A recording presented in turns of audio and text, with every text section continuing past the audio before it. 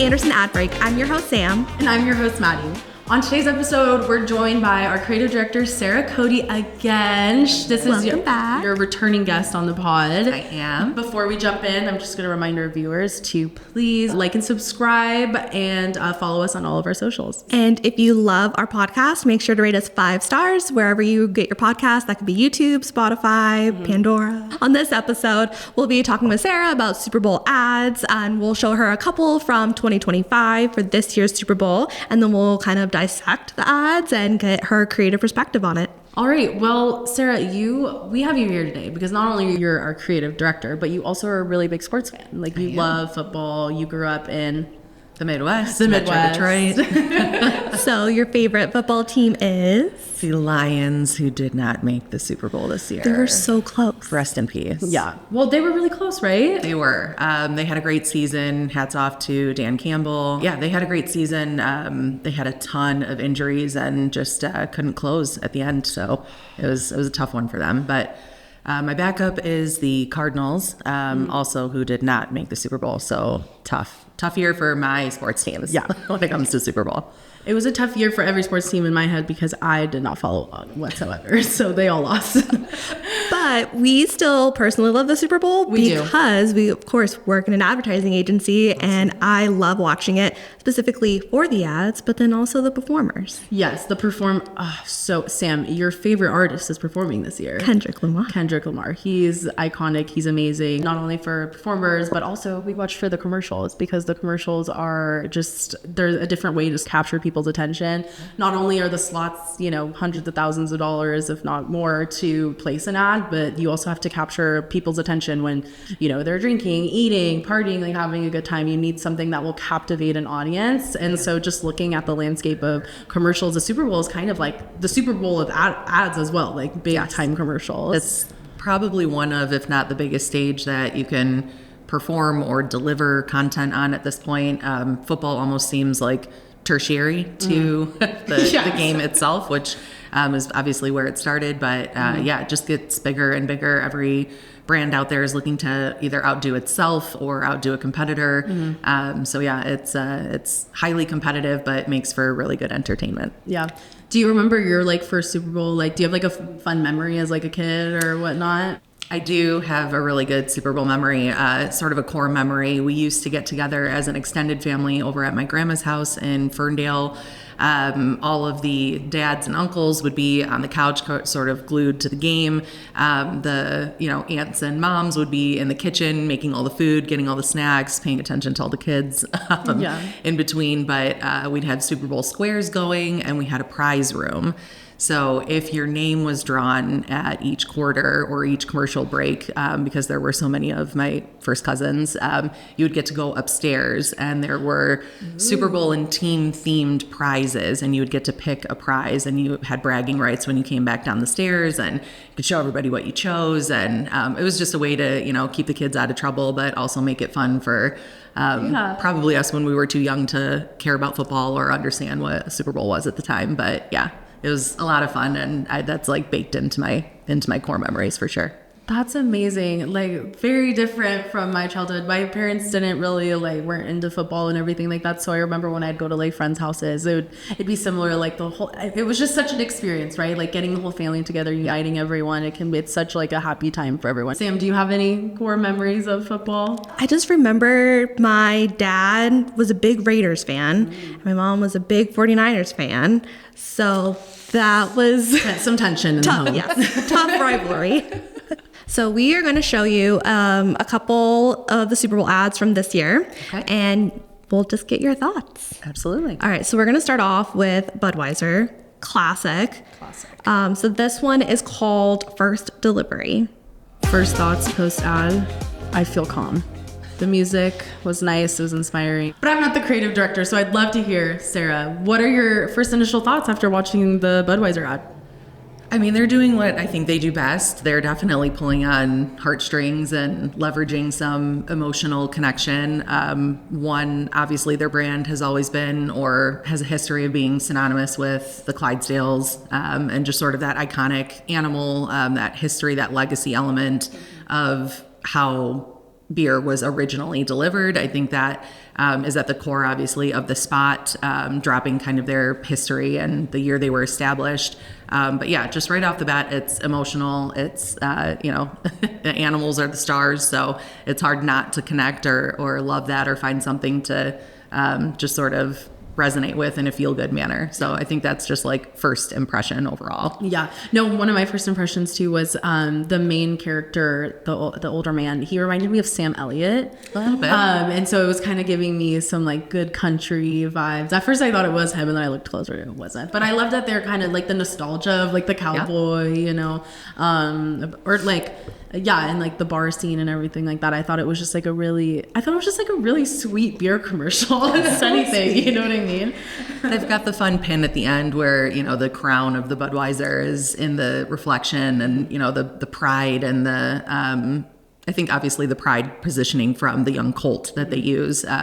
But doing a little bit more research, I was looking on their website, and they kind of carry that element through and through. So you can actually find colt facts about the horse that they use to star in the spot, and it's truly a part of their legacy. I think it's just becoming synonymous with their brand as far as when you say Budweiser, if you don't know that beer, you could say like, yeah, the beer with the Clydesdales, and people are like, oh, I get it. Oh, I know. So they're definitely reiterating that repetition. They're leaning into that pattern, I think, which is great for them. It's historically relevant. It connects directly to operations of how their company was founded and the delivery methods that they used. But it just brings that very present and, even future facing. Like, how can you put an emotional connection to that? How can it not just be, the way beer is delivered, but the way people think about beer, the way they want to enjoy it, the way they want to interact with the brand holistically. So it sort of comes full circle for them. Yeah. Absolutely. And just looking up now that you say that, looking at the Budweiser website, they have like you said, full facts. Yeah. So the full, they said weighed around 800 pounds, and it was pushing was about 5 kegs worth of Bud, and that equals to about 159 bottles of Bud. So very strong animal, as we know. I love that they do that. I love how everything is very cohesive, where the branding with the ad and then it falls into the website and it all just goes really together. So Budweiser really kills it with their marketing. It's a beautiful campaign. Yeah, and their website is very nice, clean. Everything is like brand.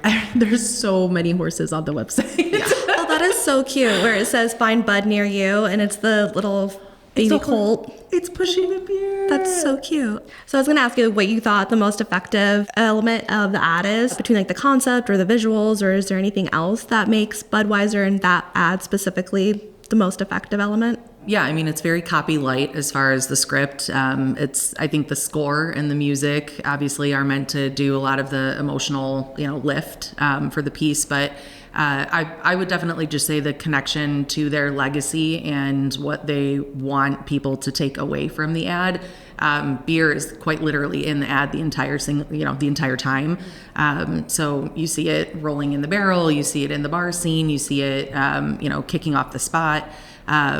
So it's always front of mind, which I think is really important. I think there's a lot of spots that just sort of lose sight of that and get caught up in the theatrics of things. So I would say keeping their product front of mind, and then using a creative use of a score to sort of help carry that emotional element through, if you didn't already get that from being in love with a Clydesdale. So yeah, I think that's a great point, because sometimes you watch an ad and it's like, oh, remember that funny thing? Like, and you're trying to like Google like what the funny thing you saw in the ad was, not relation to the brand. But for this one in particular, if I was just like, what's the Budweiser commercial with the horse, right? I feel like the brand establishment is like really, really prominent in this one. So I feel like that was a really good takeaway. Yeah, that was a really great point, because I didn't think about that aspect watching it, that the beer was in the commercial the entire time. So it's just kind of like a sneaky way to keep it top of mind of like what their brand is. Yeah, I don't think it always has to be the traditional packaging that you're used to seeing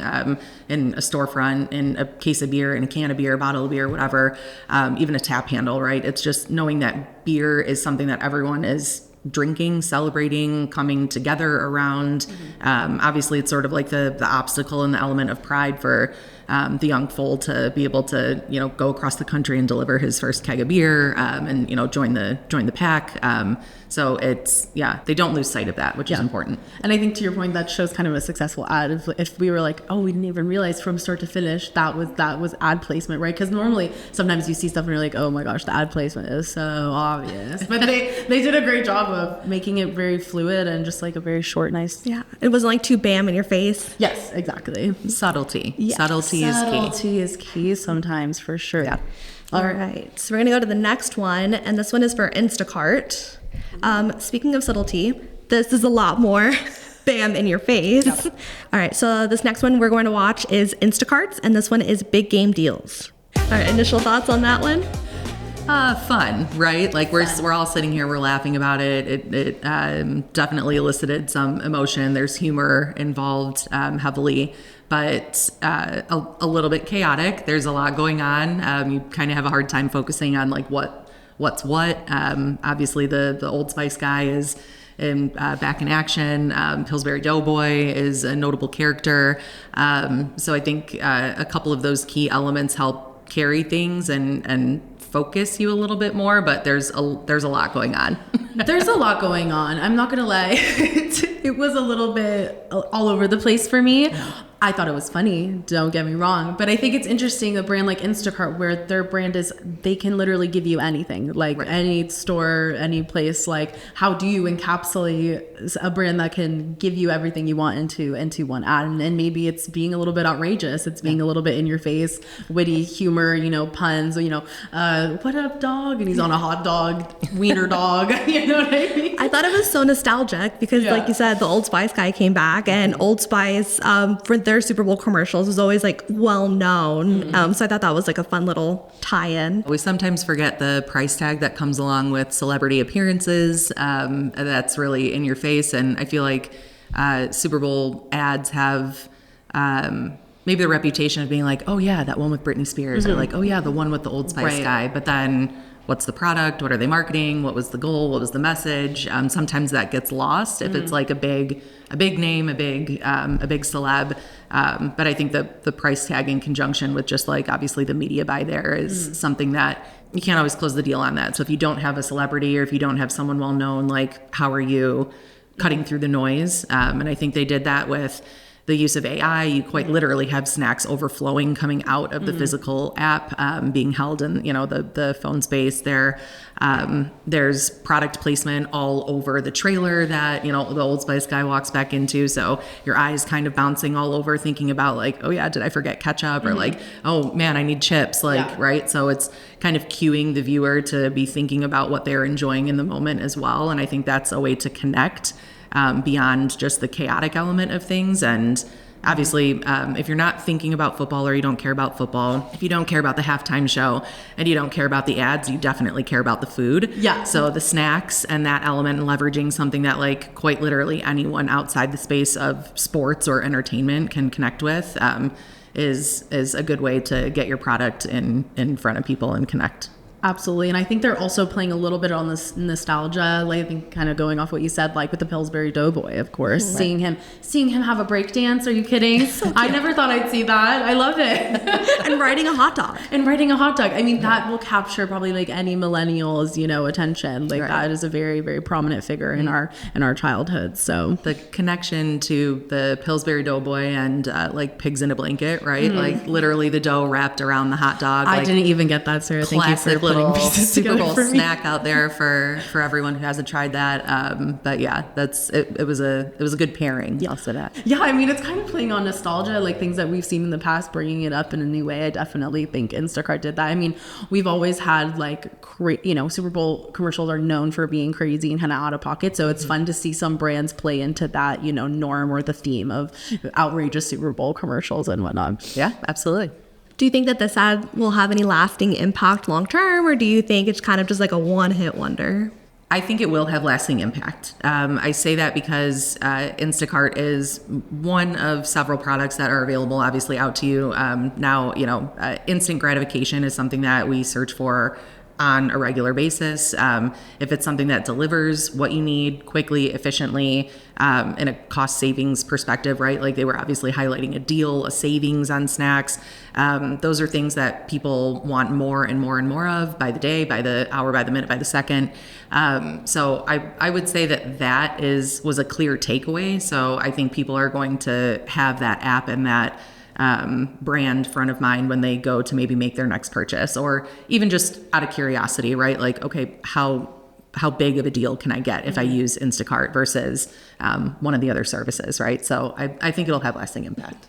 And I think that was kind of smart too to have the Old Spice guy, because then normally whenever I think of Instacart, I think of food and being able to buy food products, but having the Old Spice guy makes you realize, wait, I can also probably buy like beauty products like deodorant or spray. Or... I forgot about that. I will say. Yeah. I was thinking, I was like, why is there a deodorant? I'm like, oh yeah, because they don't just deliver food. They deliver literally anything from any store you could go to. So making sure that there's some level of juxtaposition for things that offer so much, but have only a short period of time to remind you of that is super important, because you can't cram everything and all of the proof points into a 30-second spot. That's obviously the challenge for most advertising agencies in commercial.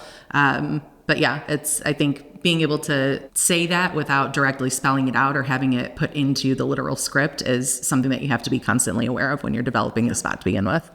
And can we just talk about, for all of maybe our non-marketers or, agency people out there, that like it, you see a silly like commercial like this, very chaotic and whatnot, and you just think, wow, okay. And it's what? A minute. It was like 30 seconds. 30 seconds, super short. It's funny. It's like, because I remember I used to think before I came into the space, I'm like, okay, like how much does it really take to, do something like that, right? Or like how much thought was really put into it, you just make something crazy. But it's people can have full analytical conversations about these commercials because it takes so much to just put like into a 30-second spot, all of those pieces, think about all the brand partnerships, all the conversations, like just coming from like an accounts perspective, that mindset of like how many brands and people must have been involved in this commercial, and like how much time that must have taken them was just I don't know, it's really cool to me.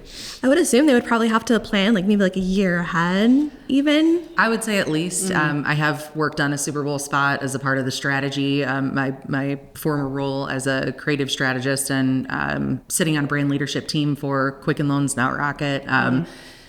It was at least months and months and months in advance. But that was also a key part of having the internal team work on the strategy, because you eat, sleep, and breathe that one brand all day long.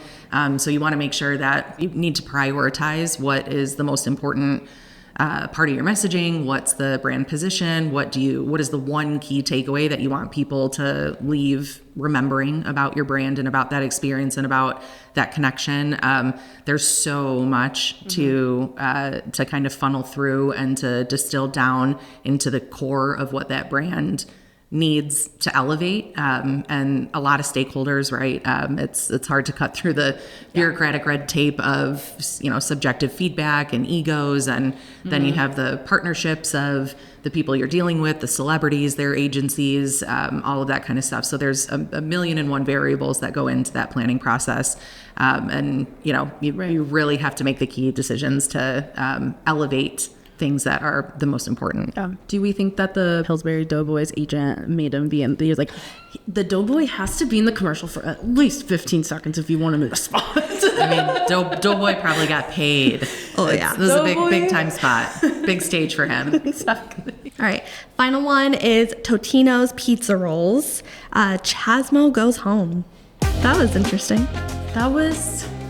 So we know that Dentsu Creative and General Mills paired on this spot. I think the humor that they were going for may not land with every audience, right? Yes, that's what I was trying to say. It's very dry. It's very it's very kind of it's a little awkward, quirky. Yeah, it just sort of leaves you hanging in a few select moments. Not a ton of product placement, not that you need to be hit over the head with that. But I do think it just sort of falls flat. I think the goal of the piece was to maybe connect the fact that this alien is, enjoying pizza rolls or knows things about pizza rolls, and it's the most snackable thing in the universe kind of connection. I think that's originally what the strategy was supposed to be going for. However, you don't really put that together. It's the cost that they actually end up highlighting as far as like the product placement, right? It's the $1 or less than $1 price point for a handful of pizza rolls. So I think that's a miss on the strategy and maybe connecting that directly. And then, you just you're waiting for them to almost get to the point, and there's a little bit of sort of a button effect after that they sort of close with, and it's just sort of leaving you with a big question mark. And they don't really even show the product placement until, halfway through the spot, which is kind of crazy. So you're sort of waiting to get into this storyline, and it just sort of falls flat for me. I was surprised that it was 2 minutes. Yeah. Because like you said, we were just waiting and waiting and waiting to even know what the product was and then what the point of the ad was. And it's like Budweiser and Instacart, those ads were like 30 seconds, 1 minute, and you got to the point pretty much immediately with both of them. So I thought that was interesting for a 2-minute long ad. Yeah, there's also a strategy. Typically, if you're investing that much in a Super Bowl spot, you make a longer length spot to begin with, and then you cut it depending on what your media buy is or your point of access is essentially, and what you can afford. So there's probably a 30-second, maybe a 15-second, a quick button. There's sometimes even 8-second spots that exist in the world. Sometimes those are the ones that air because they do the best job of getting the point across.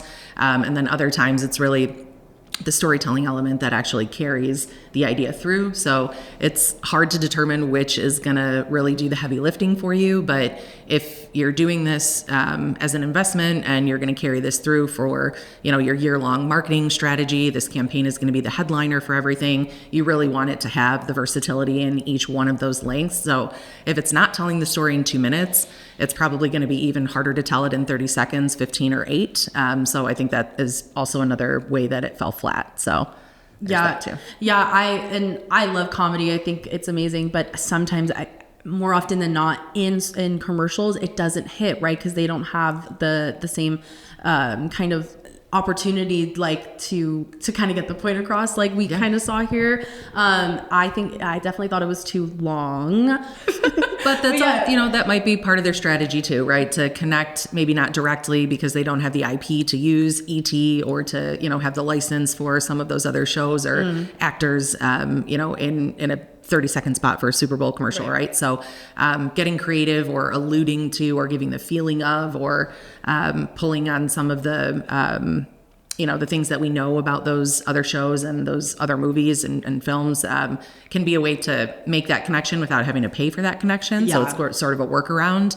But that's definitely what I was feeling from the whole, the kids, on the bicycles at first, right. And then, the alien. I mean, and aliens, they're very popular right now. They're, they're a search trend, topic. So I could see how they were trying to like play into that and maybe with like other TV shows. But for me, and also, like you said, playing in the strategy of the price point versus the product itself. Like I probably wouldn't remember that it was Tostino's pizza roll commercial. So I'm really interesting to see how they cut that up and see what they ended up airing from that.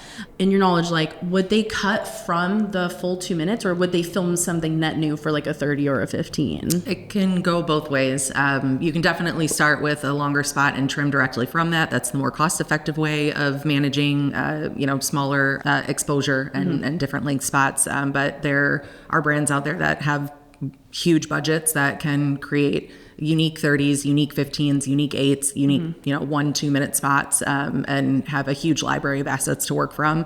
It just sort of depends on budget, but it can definitely be done both ways. So I guess going off of that, like what would you tweak if you could change this? Would the whole concept kind of be, or if you had to stay within the concept, maybe what would you have done differently? I would say if I had to stick within that strategy, unfortunately, I would probably use humor right from the beginning. Mm-hmm. So instead of, building the story and having a little bit of that anticipation, I would maybe have something funny happen with the kids that leads to the alien being some kind of connectivity.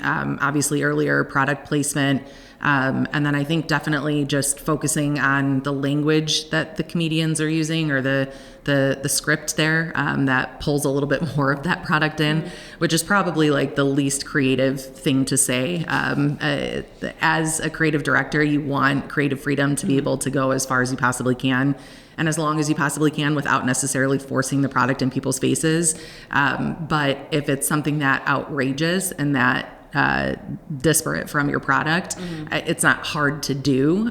So I think just maybe putting that in front of people and connecting that, the positioning statement, right? Is it that it's snackable and it's available everywhere and that it's the best thing in the universe? Or is it truly like, pizza rolls are the most affordable snack of the Super Bowl, and like if you don't have it on your table, you're overpaying for, chips and dip or something else. So I think just focusing on that and elevating one or the other, instead of maybe trying to do both and just waiting too long to get to the point. Yeah. And I also just one last thing from my perspective. I was wondering if they're going to make Chasmo, that alien, their I don't know, their mascot. Their mascot. Yeah, something in the future, like they're trying to do a continuum, maybe trying to do a rebrand or something additional for the Super Bowl to kind of add this on. So that's just kind of my question. I wonder if we'll see it, in the future for future Tostino's commercials. I mean, the Clydesdales make appearances on a regular, so I think again, good Chasmo might make an appearance. So we're gonna have to get really creative if it's an alien popping up on the scene for Totino's pizza rolls. Right. I do have to say I'm on their website right now and I'm not seeing Chasmo. But we saw the Clydesdales and the baby horse. And sometimes that's part of the strategy, right? Sometimes it's a slow roll. Sometimes as the Super Bowl continues to get bigger and bigger and more impressive and have a bigger price tag, you want to be able to pull that through from start to finish and really have like an entire user experience built around your brand. If you're not doing that right out the gate and giving teasers and sort of showing that before the spot even airs, you could be just waiting on the element of surprise. But I think we're starting to see a trend that people are releasing the spots or even teasers or building anticipation earlier and earlier before the big game. So it sort of depends. It can happen both ways, but if you're not building that cohesive experience and kind of pulling that thread through a larger strategy, you're paying a whole ton of money for a spot that maybe isn't going to do the heavy lifting you anticipated it would. Yeah. Was there anything else that you want to mention or any last things? Yeah, I think just to put a bow on Super Bowl advertising in general, it's all meant for entertainment at the end of the day. I know, all the ad agencies that work tireless hours, long days, long nights, and are really embedded partners with each of the agencies or brands that they're working with. Feel differently about it in the moment. It's sort of this big like party and release and sort of celebration when these things air. Literally, brands will throw watch parties to, see their spot actually air in real time. So it's a long runway of a process to get through, but if you've got people dedicated from a strategic lens, a creative lens, and you're not afraid to take risks, I think that's the biggest stage that you can put yourself out there on, you can put your brand out there on, and it can be worthwhile when done right. Yeah, absolutely. Sara, thank you so much for being here with us today to talk all things Super Bowl. We really, really appreciate your insight. And I've learned new things about the Super Bowl and commercials I've never learned before. And it is just really fun to kind of sit around and talk about what we're passionate about and watch commercials together. That was a really good time. Yeah, thank you. Because they really helped me see different perspectives and see ads in a different ways. So I want to talk about every single ad with you now. Yeah. Hey, at the end of the day, if you like it, you love it or hate it, you can be on one side of the spectrum or the other. But it's fun dialogue to have. It opens some critical thinking and more strategic conversations. And if you ever get the awesome chance to, build one or be a part of creating one, it's certainly an exciting ride. Well, thanks again, everyone, for watching this episode of Anderson Ad Break. Again, please follow us on wherever you watch or listen to your podcast, and make sure to like and subscribe. And give us 5 stars on YouTube or Spotify or wherever you listen or watch your podcast. Anderson Ad Break is on all major platforms, so tune in wherever you get your podcasts or check out the video version of each episode on YouTube. Like and subscribe to stay in the loop. You won't want to miss what's next.